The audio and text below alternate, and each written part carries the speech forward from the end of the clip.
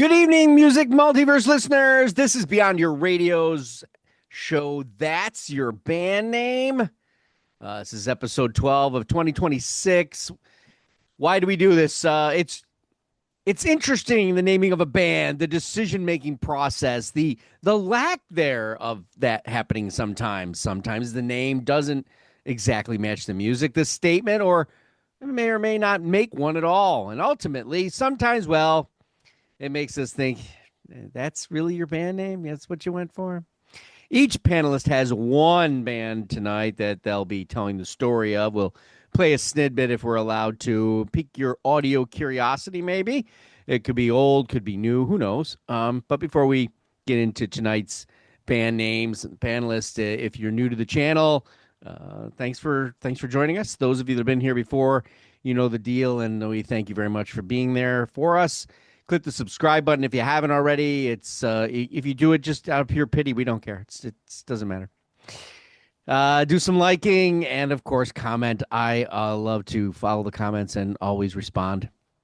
On our panel tonight, small panel, so I'll probably do two.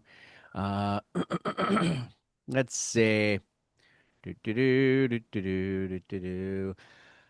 The woman who hated my name if we were having a boy, Susie Q. Do you remember Hey, what my boy name was?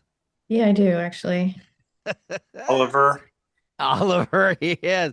He wanted to be a famous quarterback, but Steve was already taken. Jeff Young. Was it really Oliver? No. Oh, I was gonna say. All right, so we'll let the panelists start. They'll lead however they want to, Well, and if you're gonna do two, Mark, why don't you start? okay. Well, no, I can't because mine has to do with a flow, and I can't. Just kidding. Just giving you a hard time. Sue, go What do you ahead. got, Sue? I'll go. Okay, so this band's name it may come across as being aggressive, like metal or death metal or screamy, whatever. Something loud, chaotic, with distortion and yelling and the growling, the deep growl. Um, but that's not what it is when you actually listen to it. Uh, Despite the name being the Growlers, Oh, I was searching for something new. I didn't want to just go with something or somebody I knew, so I like to do that sometimes too. And I was searching for something alt blues type of music. Um, and the Growlers came up, and well, first I'll tell you a little bit about the name. So the Growlers, not the beer growler, um, got their name. It is a surf term. A growler is a small but powerful wave that sneaks up on you. It doesn't look too big from far away, but then it rumbles in and it can give you the loop-de-loo. Uh, and I'll be focusing on one album in particular, but anyway. So their music sound, they are kind of like a Southern California rockish band, early 2000s. Oh wait, later 2000s, I guess. Mid 2000s, we'll say. okay. Started out on the indie scene. I don't know if they coined the term, but beach goth came out of it. Really? Um, Hmm. And if you listen to them, it fits a bit. They're not the Beach Boys. Night, cool down there, baby, like ice cream to the night. Shine a little love on your light. 'Cause skin turned into leather, hearts begin to callous. Nothing in this world lasts forever. Then you see diamonds in her eyes and lips with more than mist. Use the moon to steal the sun's gift. It's darker, moodier type music. From what I understand, they actually created their own music festival. I think it was called Beach Growl, uh, around 2012, I think.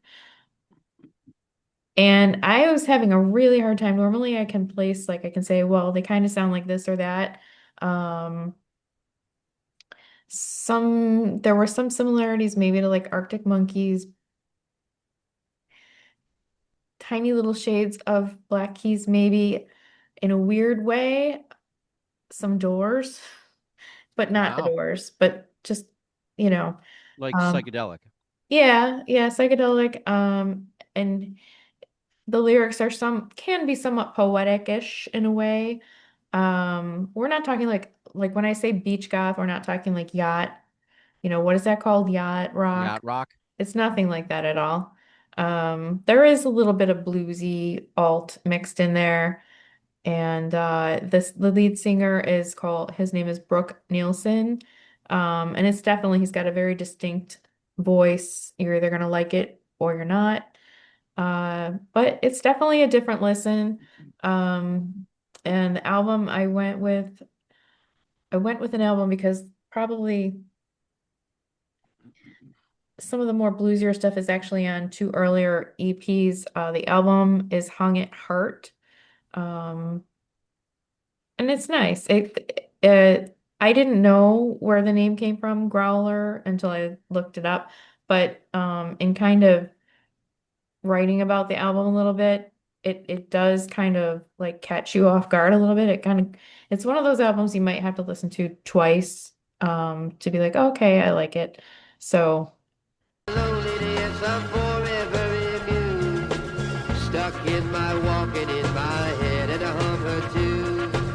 If she got rhythm, it's right. Some things don't need words. You know you're living when it all becomes a blur. Can't be explained, and there ain't no reason to. Something strange just takes over you.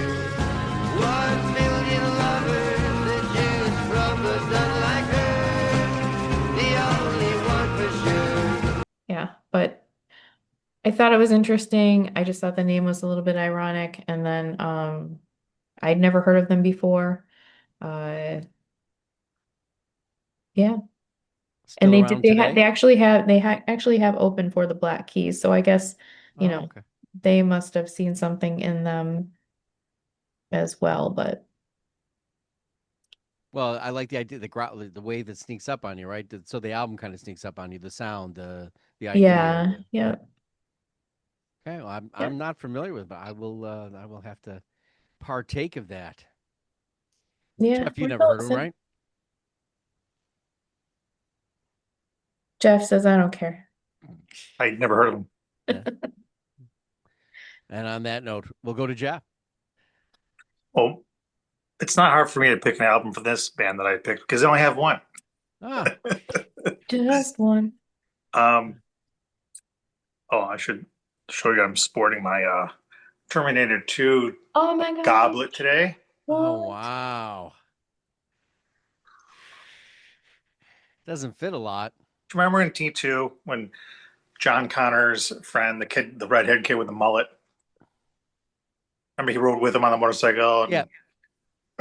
He's the lead singer of this band. Really? Oh, that's cool. And so this band is called Bad for Good. BAD number 4 GOOD. Okay. And it's considered teen metal because the ages of the kids in this band, drummer, bassist, guitarist, vocalist, range from 12 to 16. And it's like kind of like basically traditional hard rock, like in the same vein as Scorpions, Motley Crue, heavy metal kind of, but they are actually very proficient musicians and singers for their age. And I think anyone who likes music at all should definitely listen to this album. This album is kind of like considered an album that is like a precursor to say like Silverchair, showing that kids of this age can be as proficient as this. I personally think they're probably a little better than Silverchair, even though Silverchair has more longevity. But the thing is, Silverchair came in and they were more grungy. And this band came in the early mid 90s when grunge was kind of taking over. And so they really they kind of like had really put out a hard rock album when everyone was looking for grunge. So it's Hmm. kind of, I mean, they opened for some other bands and stuff, but anyway, I kind of have a bunch of notes here. They're kind of like not really cohesive, so kind of get all over the place here on this. But just for interesting notes, I have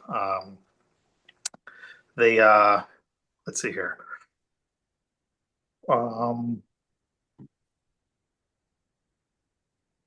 it's like the album basically is pretty high energy, and they have, your typical harmony on the, you know, refrains and different vocals. But the very last song is really kind of progressive for this style because it's more like the vocals are more in the cadence of rap, like a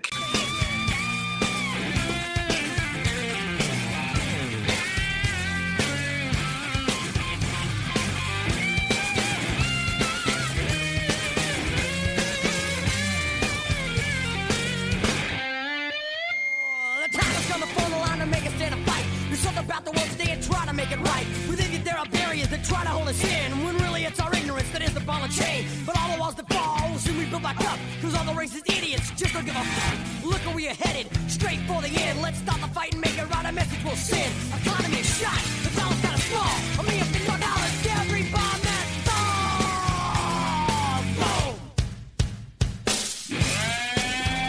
Kid Rock, like a Faith No More, like a, and at that time, it was just we were just starting to hear some of that stuff, but certainly a number from teenagers. And um, the rest of the album is more your traditional, where, you know, there's actually real vocal skill in with the vocalist that he has. But so that kid's name was Danny Cooksey. He was the one he was also in Different Strokes for a little while, and he's still a voice actor.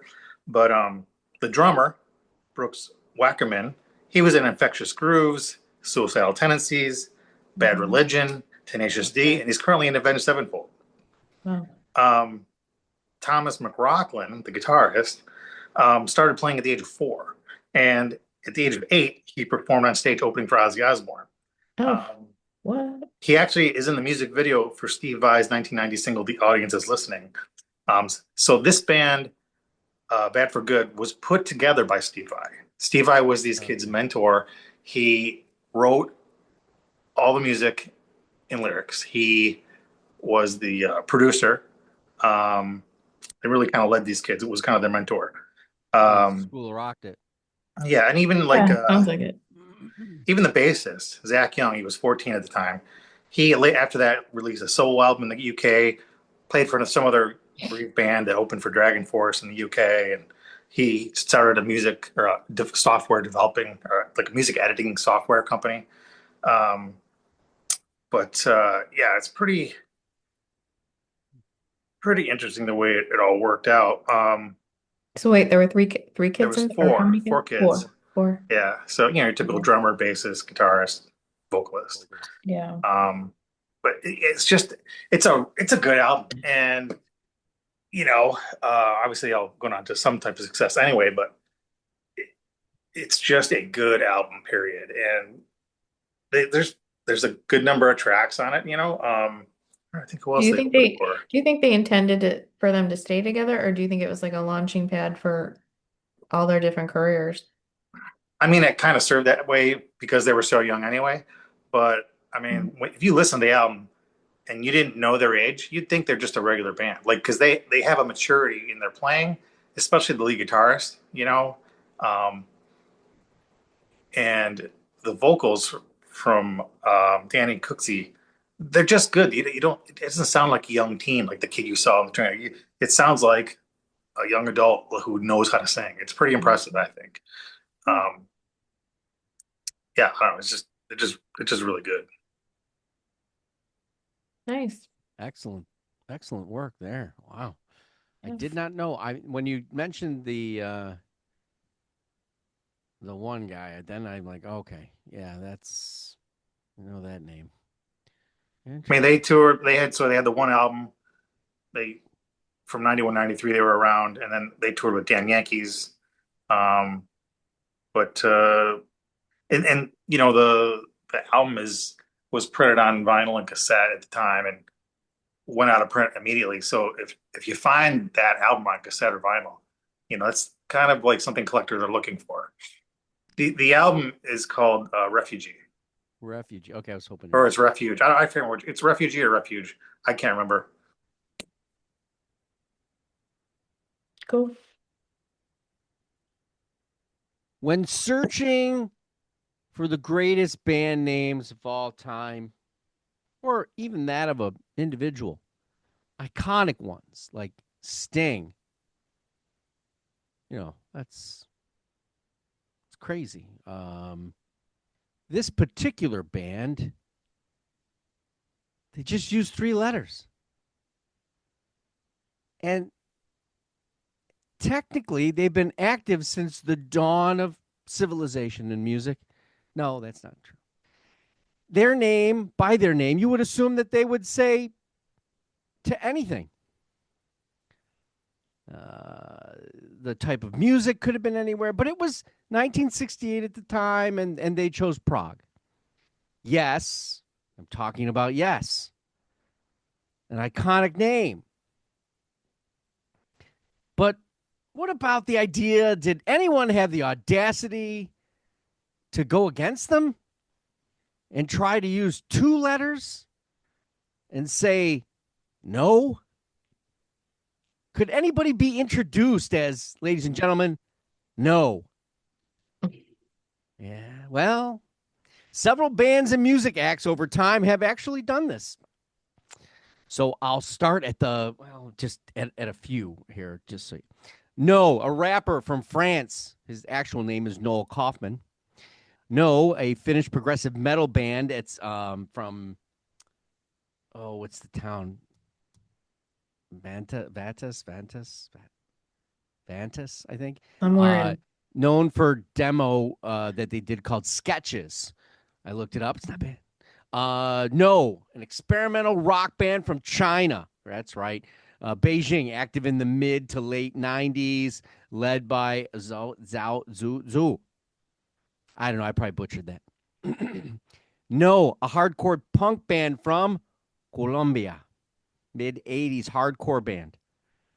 Often written with the O with a cross out. Mm-hmm. Good luck finding that one because Yeah. you can't type it. No, hardcore punk, New Pulse, Even if you New type York. N0, would you get it? Nope, I tried. See, when you're naming your band, all right, this is also an informative channel. I'm informing you to name your band so it can be found. Yeah. New Paltz, New York, hardcore band out of New Paltz. I don't even know where that is. College there, I think. Yeah. Okay. London, gotta be no band out of London, right? Sure, why not? In 2010 era, hardcore punk band influenced by Die Cruisen. And then, of course, let's go to Germany. There had to be a band called No. That's right, a metal band formed in 2000 by vocalist Bernd Eitel. What does it say there? In Mockenblock, in Germany, it's where they were formed. No. N and O capitalized all the way. Australian band from 1980, blended kind of electronic music with punk. They had like 4 people in the band. Was it 3 or 4 people? They were active from 87 to like 89. But the 2 bands I'm going to talk about, No and No, are both from Los Angeles. And I would love to inform you directly as to which band is which, but I can't. Because they're both named No, and one of them is No Los Angeles, and the other one is Nowhere to be Found, although it exists. The Los Angeles indie rock band from Echo Park, known for an EP called Don't Worry, You'll Be Here Forever. Yeah, trying to find their freaking music, maybe. Then there's a No band out of Los Angeles that's kind of, I believe, a band, like a pop rock band kind of formed with these, I think there were brothers in the band, but they were named by Bono from U2. They appeared on Fox's show Mobbed. And I don't know which of these albums that I'm going to show you now. To the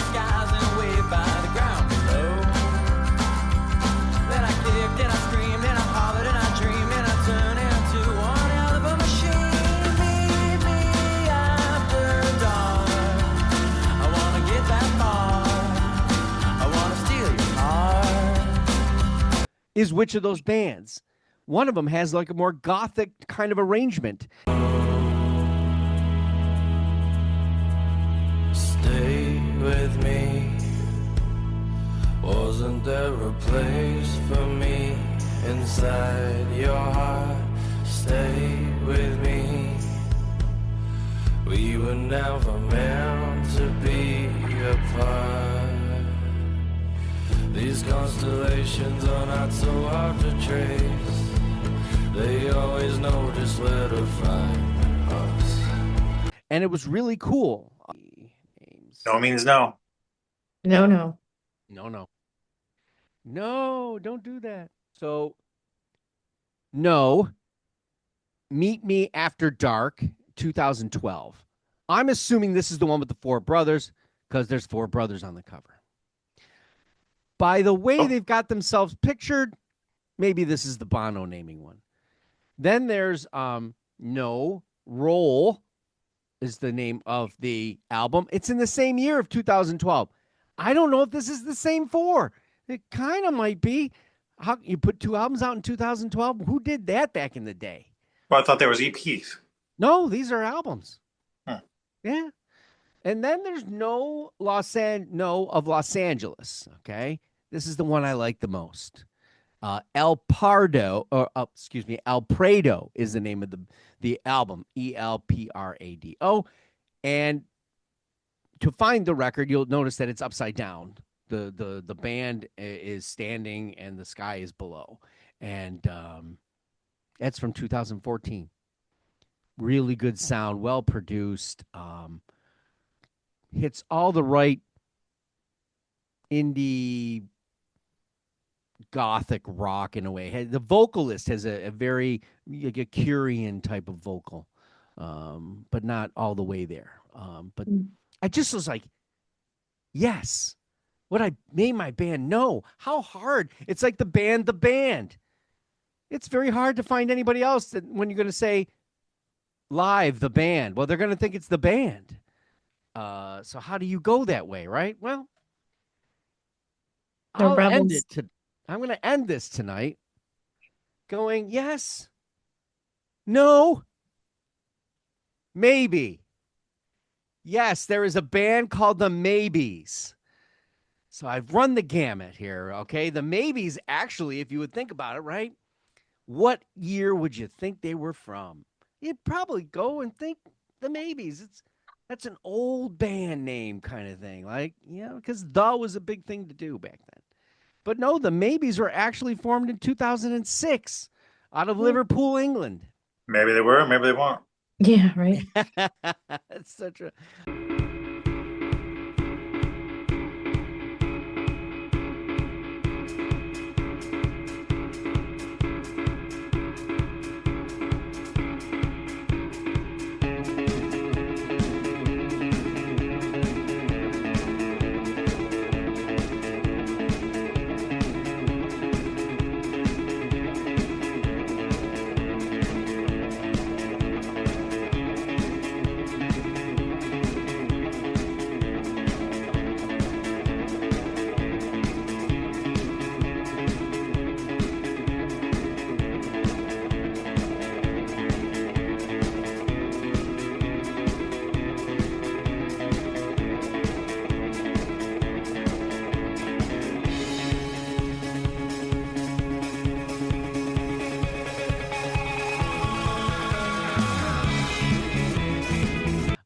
They're all from a particular area of District of Liverpool. They've been performing since like 2002. But in 2006, the Maybes, and just so you know, a question mark is necessary at the end. That is part of their name. Having just been published by Universal Music Publication Group, which means when I play this song, this video will be automatically demonetized. So would it all be worth it? I don't know. But they kind of had this. No. Get it? All right. Someone's keeping up with me.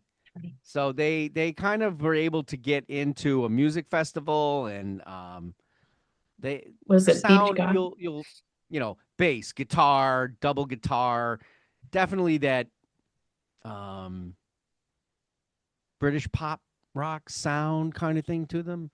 Familiarity there. Maybe that was what breeds contempt. I don't know. But they have Maybe. a few albums, two. The first one was called Promise. That was in 2008, and then The Love Story in 2010. I don't know if they're active anymore or anything, but they were on Extra Mile Recordings. But so I looked at this iconic band, yes, and I thought, no, no, no, no, no, no, no, no, no, no. Then the maybes. Well, I'll thank the panelists for doing this tonight. We'll do this again next month. I have a really, really bad one next time. And then, of course, Mr. Stein will bring his Stein along. We're on the web at beyondyourradio.com, Facebook, Twitter, Instagram, TikTok, YouTube, of course. It's articles, videos, podcasts coming soon about albums, bands, artists, anything we can get our hands on. Go Beyond Your Radio. That's a real music appreciation channel. Thanks for watching and happy listening.